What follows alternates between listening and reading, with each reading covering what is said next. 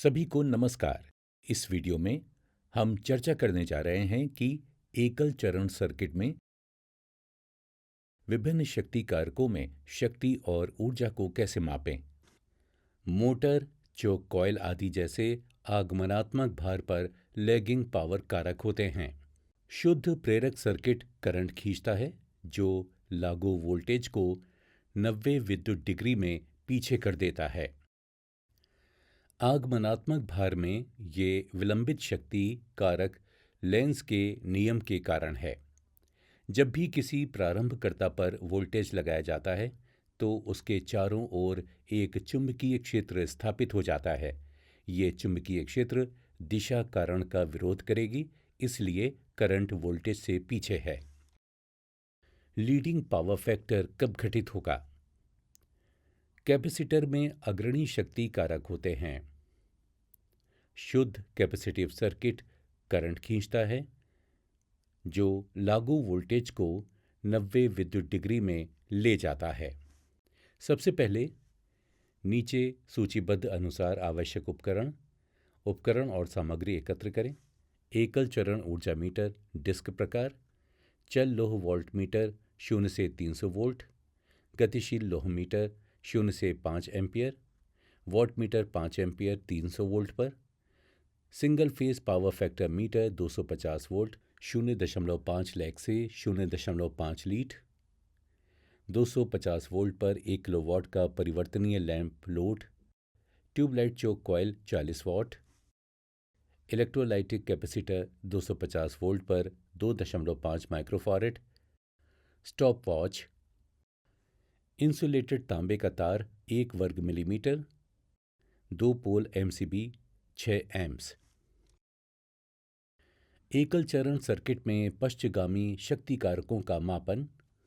एक 40 वॉट की ट्यूबलाइट लें और L1 को चोक करें। सर्किट आरेख में दिखाए अनुसार एक एमीटर, वॉटमीटर और पावर फैक्टर मीटर को चोक कॉइल से कनेक्ट करें। वोल्टमीटर को सर्किट के समानांतर कनेक्ट करें। सर्किट को 2 पोल एमसीबी के माध्यम से एसी बिजली आपूर्ति से कनेक्ट करें। एमसीबी चालू करें। सारणी में एमीटर, वोल्टमीटर, वॉटमीटर और पावर फैक्टर मीटर रीडिंग को नोट करें। अब उसी सर्किट में चोक कॉइल L1 के समानांतर 1 और 40 what choke coil L2 connect करें। सारणी में एमीटर, वोल्टेज, वॉटमीटर और पावर फैक्टर मीटर रीडिंग को नोट करें। वोल्टेज और करंट एक्स अक्ष पर वोल्टेज और वाई अक्ष पर करंट के बीच ग्राफ को केवल L1 के साथ लिया गया मान और L1 और L2 एक साथ जुड़े होने पर लिए गए मानों के बीच ग्राफ बनाएं। ग्राफ से आप देख सकते हैं कि करंट L1 रीडिंग के लिए वोल्टेज से पीछे हो जाता है और L1 और L2 रीडिंग के लिए करंट अधिक पीछे हो जाता है। इसलिए लैगिंग पावर फैक्टर को एकल चरण सर्किट में मापा जाता है। एकल चरण सर्किट में ऊर्जा का मापन।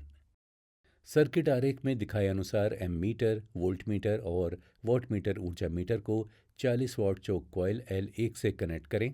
ऊर्जा डिस्क प्रकार की होनी चाहिए और चरण और तटस्थ टर्मिनलों से ठीक से जुड़ी होनी चाहिए, जैसा कि सर्किट आरेख में दिखाया गया है।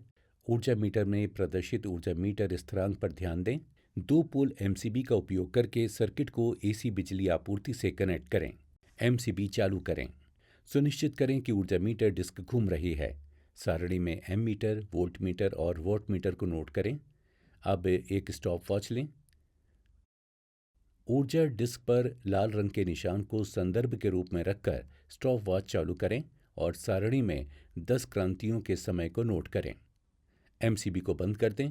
अब L1 के समानांतर 1 और 40 वॉट चोक कॉइल L2 को कनेक्ट करें। बिजली की आपूर्ति चालू करें। सारणी में मीटर रीडिंग नोट करें और स्टॉप वॉच का उपयोग करके ऊर्जा मीटर में एक क्रांति के लिए समय की गणना करें। L1 के लिए ऊर्जा की गणना करें। ऊर्जा E बराबर शक्ति समय E बराबर P गुणा T। चोक की शक्ति 40 वॉट है। मान 40 को P पर प्रतिस्थापित करें या आप वॉट मीटर का उपयोग कर सकते हैं। स्टॉप वॉच से मापे गए T पर समय को L1 पर संगत समय के स्थान पर प्रतिस्थापित करें। मान लीजिए यदि मापा गया समय 10 क्रांतियों के लिए 1 मिनट है तो सूत्र में मानों को प्रतिस्थापित करें। हमें मिलता है E बराबर 40 गुणे 1/60, E बराबर 0.66 वॉट घंटा।